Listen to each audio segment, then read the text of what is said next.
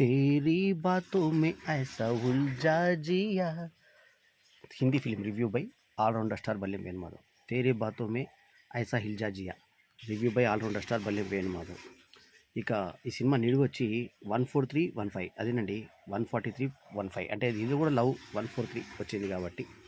So title song తేరే బాతో మే ఐసా ఉల్జా జియా అనేటువంటి సాంగ్లో చివరిలో పిర్రలు కొంచెం కనబడతాయి హీరోయిన్వి.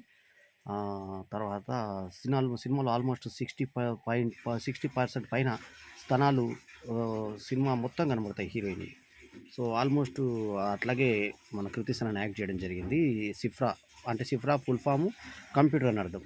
సో అట్లాగే మన షహీద్ కపూర్ ఆర్యాన్గా ఆరు అని పిలుస్తుంది ముద్దు పేరుతోటి.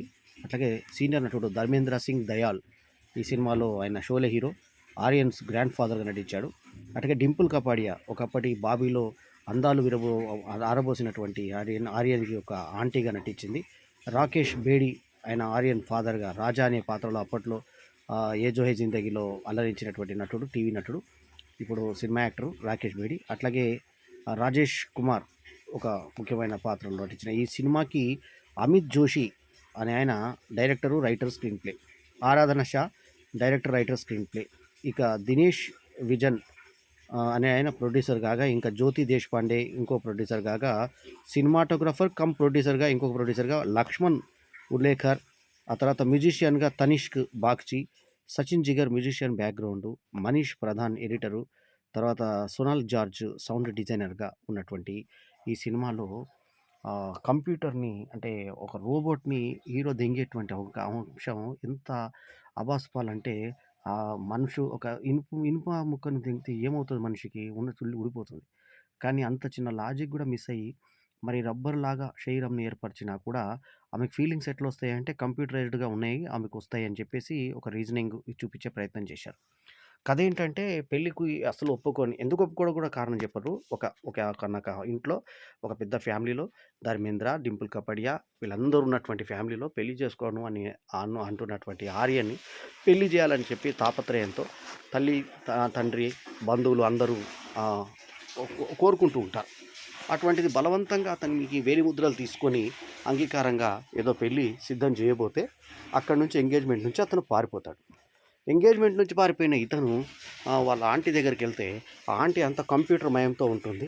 అక్కడ అతనికి కృతి సనన్ పరిచయం అవుతుంది. ఇక్కడ కృతి సనన్ గురించి ప్రత్యేకంగా చెప్పుకోవాలి.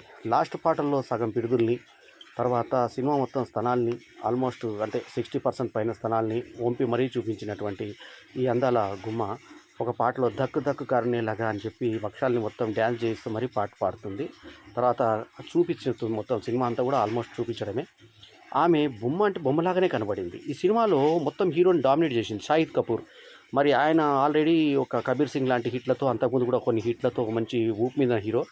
అతన్ని డమ్మీ చేసేసి మొత్తం హీరోయిన్ మీద పాత్ర చేస్తే అంతకన్నా ఎక్కువ ఇమేజ్ ఉన్న హీరోయిన్ ఉండాలి. కానీ షాహిద్ కపూర్కి ఎక్కువ ఇమేజ్ ఉంది, కృతి సనన్కి కొంచెం తక్కువ. మొన్నే సీత పాత్ర చేయడం కూడా ఆమెకి మైనస్ అయింది. ఆదిపురుష్ సినిమాలో సీతగా చేసిన ఆమె ఇందులో పూర్తి ఎక్స్పోజింగ్ టైప్ పాత్ర చేయడం, కానీ చాలా మంచి పాత్ర పడింది. ఒక బొమ్మలో ఎక్స్ప్రెషన్స్ లేకుండా ఉండడం అన్న టైప్. రేసుగురంలో ఎట్లయితే శృతి హాసన్ ఎక్స్ప్రెషన్ లేకుండా లోపల ఫీలింగ్స్ పెట్టుకుంటుందో ఇందులోనేమో మరబొమ్మ. కాకపోతే మరబొమ్మని దెంగినప్పుడు ఏ రకంగా ఇతను దిగుతుంది?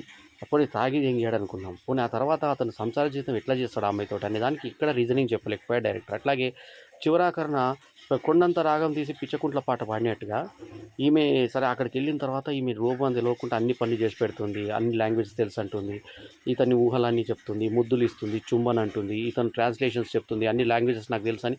సరే మొత్తానికి మా అతనితో పడుకుంటాడు, వేస్తే ఎట్లా దిగుతుంది ఆమెకి? సరే దిగింది, ఆమె ఇక్కడ ఎట్లా ఎక్స్ప్రెస్ చేస్తుంది. తర్వాత బ్యాటరీ అయిపోతుంది అంటుంది. ఇగందో ఇక్కడ ఒక బ్యాటరీను అంత గుర్తుపట్టకుండా ఉన్నప్పుడు ఇక్కడ బ్యాటరీ నుట్టిన బ్యాటరీ వస్తుంది, చేతికి ఇట్లా ఛార్జింగ్ ఇక్కడ పెట్టుకుంటారు, చేతికి ముని చెట్టుకి.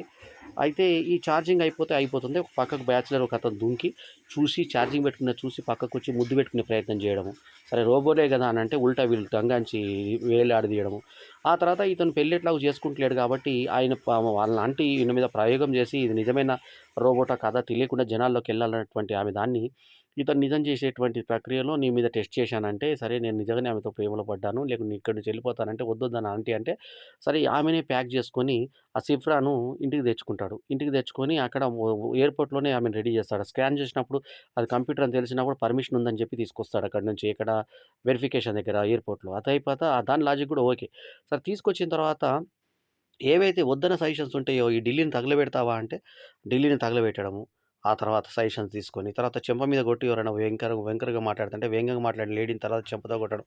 తర్వాత ఇట్లా ప్రోగ్రామ్ ఇదయినట్టు, డిస్టర్బ్ అయినట్టు, తర్వాత మెమరీ అంతా మళ్ళీ సెకండ్ చార్జ్ చేసుకున్నప్పుడు మొత్తం మెమరీ అంతా లాస్ అయినట్టు, తర్వాత మళ్ళీ వచ్చినట్టు, ఈ తర్వాత మధ్య మధ్యలో ఇతను బ్యాటరీ పెడుతున్నట్టు, అది మనిషా బొమ్మనా అన్న టైప్‌లో కాకుండా, ఆ బొమ్మని ఇల్లంతా మనిషి అని నమ్మడానికి పడ్డే పాటలు తిండి తినదు. తింటే ఒక ట్రే లాగుంటుంది కడుపులో టమాటా తీసుకుంటే పోలీస్ స్టేషన్‌లో కంప్లెయింట్ ఇయ్యి నవ్వుకుంటూ అంటే నిజంగానే పోలీస్ స్టేషన్‌కెళ్ళి కంప్లెయింట్ ఇయ్యడం.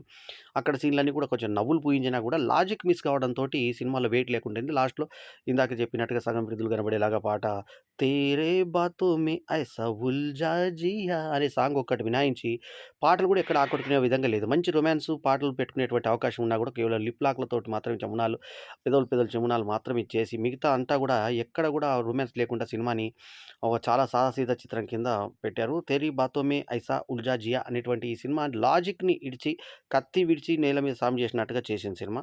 సో, మొత్తానికేందంటే అమిత్ జోషి ప్రయత్నము కొంతవరకే సఫలీకృతమైందని చెప్పాలి. ఇప్పుడు ఉదాహరణకి ఇట్లాంటి సినిమానే 'రోబో' రజనీకాంత్ చేశాడు. సో, అందులో రోబో అతనే, సైంటిస్ట్ అతనే. సో, ఆ చేసినటువంటి అది 'ఇంద్రన్' అనే తమిళ్ సినిమా అది. 'రోబో' అని హిందీకి మార్చారు తర్వాత. సో, ఆ 'రోబో' సినిమాలో పా రజనీకాంత్ చూపించిన పర్ఫెక్షను కానీ, 'కృతి సనన్' అంత చూపించలేకపోయిందనే చెప్పాలి. అట్లాగే 'శంకర్' ఏదైతే మనకు మెస్మరైజ్ చేస్తూ దాన్ని ఒప్పించడానికి చేసినటువంటి బ్యాక్‌గ్రౌండ్ కథ ఎంత తీసుకున్నాడో, అటువంటి బ్యాక్‌గ్రౌండ్ ఇక్కడ మిస్ అయ్యారనే చెప్పాలి. అటువంటి ఇది ఏదైతే జాతీయత తీసుకొచ్చి ఆ సినిమాని కథలో మనకు అనువుగా తయారు చేసుకొచ్చి, దానికి మాస్ మసాలా దట్టించి ఏ రకంగా చేసుకొచ్చాడో, అదంతా కూడా ఇక్కడ డైరెక్టర్ ఫెయిల్ అయ్యాడని చెప్పాలి. ఎందుకంటే అది సెకండ్ హాఫ్‌లో అయితే మనకి బాగా ల్యాగ్ కనిపిస్తుంది మనకు.